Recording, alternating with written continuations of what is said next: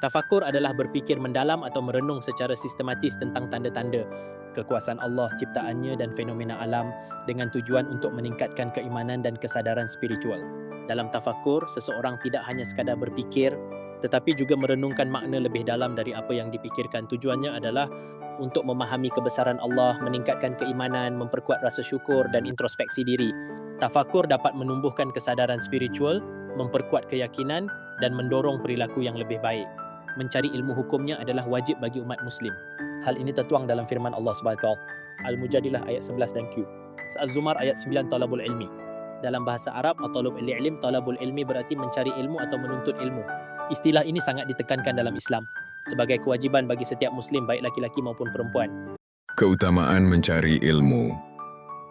Keutamaan mencari ilmu. Terdapat banyak keutamaan ilmu yang dijelaskan dalam ayat Al-Quran dan juga hadis Nabi, antara lain, diangkat derajatnya Q. Al-Mujadilah page 11. Dua takut kepada Allah Subhanahu. QS. Fatir 35:28-3. Diberi kebaikan dunia akhirat. Al-Baqarah 269-4. Dimudahkan jalannya ke surga Asia. Muslim Noban 26995. Memiliki pahala yang kekal HR. Muslim Namusdi hadis Rasulullah tentang keutamaan orang mencari ilmu. Salah satu hadis Rasulullah SAW dalam Hadits Muslim yang terdapat dalam kitab Sahih Muslim dengan nomor hadis 299 menyatakan bahwa Allah telah menjanjikan akan memberikan kemudahan jalan menuju surga bagi orang yang menempuh jalan untuk mencari ilmu. Maksud dari menempuh jalan di sini ada dua makna, yaitu satu, menempuh jalan secara fisik, yaitu berpindah dari satu tempat ke tempat lain untuk mencari ilmu, contohnya dari rumah pergi ke sekolah untuk belajar.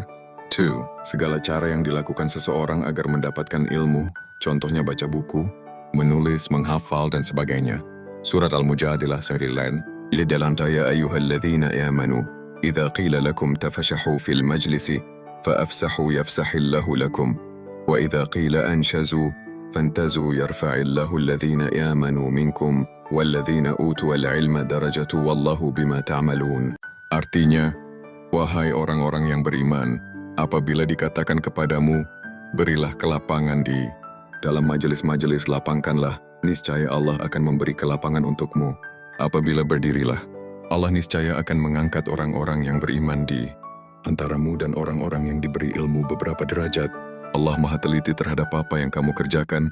Allah SWT akan memberi kelapangan bagi orang yang memberi kemudahan atau kelapangan kepada orang lain.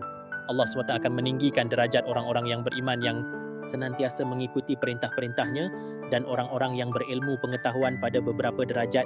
سورة QS الزمر تسيو ونبأ مؤمن هو كنت عناء الليل ساجدا وقائما يحذر آل واخرة ويرجو رحمة ربه قل هل يستوي الذين يعلمون والذين لا يعلمون إنما يتذكر أولو الألتب.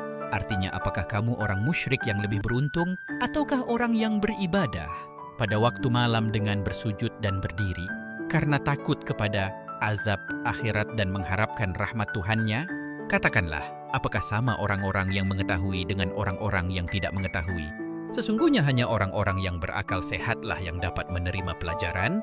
Kita harus bisa mengambil hikmah dan pelajaran dari segala sesuatu yang telah terjadi untuk melangkah ke depan agar lebih baik. Kita harus menjadi seseorang yang berilmu dan beriman yang konsisten dalam menjalankan ajaran agama cendekiawan Muslim. Para cendekiawan Muslim dalam penemian ilmu pengetahuan. Para cendekiawan diantaranya Ibnu Sina 980-137 yang berkontribusi besar pada bidang kedokteran di dunia. Al-Khwarizmi 780-850 yang berkontribusi besar pada bidang matematika, geografi, dan astronomi. Ibnu Al-Nafis 1288 yang merumuskan dasar-dasar sirkulasi jantung, paru-paru, dan kapiler pertama kali di dunia. Abir Ibn Hayyan 721-815 ahli pada bidang kimia, fisika, farmasi. Ibnu Khaldun 1332-1406 seorang sejarawan dan sosiologi Islam yang terkenal di dunia.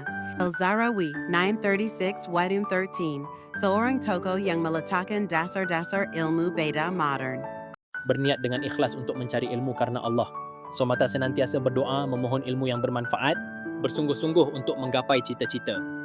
Antusias terhadap ilmu yang disampaikan guru dan berusaha untuk senantiasa memahaminya, sopan santun, rendah hati, memperhatikan penjelasan guru dan mendoakan guru. Menghindari rasa malu dalam mencari ilmu, menjadi sosok yang mampu menyelesaikan permasalahan yang dihadapi, senantiasa rendah hati dan menghindari sikap sombong, tidak cepat menyerah, selalu berlapang dada, menyerahkan hasilnya kepada Allah SWT dan menerimanya dengan ikhlas, berusaha mengamalkan dan menyampaikan ilmu kepada orang lain. Memahami hukum bacaan tanda wakaf. Wakaf menurut bahasa artinya menahan atau berhenti.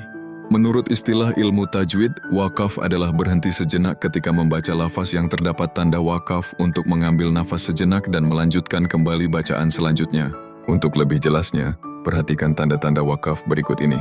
Wakaf lazim, M, wajib berhenti. Wakaf mutlak, Ta, harus berhenti. Wakaf jaiz, J, boleh berhenti atau boleh melanjutkan bacaan. La waqafu fih, la, bukan tempat untuk berhenti wakaf mu. Nakadeke, berhenti pada dekatan bekadu dari dua tanda yang berdekatan ini. Sakta, saketa, berhenti sejenak tanpa mengambil napas.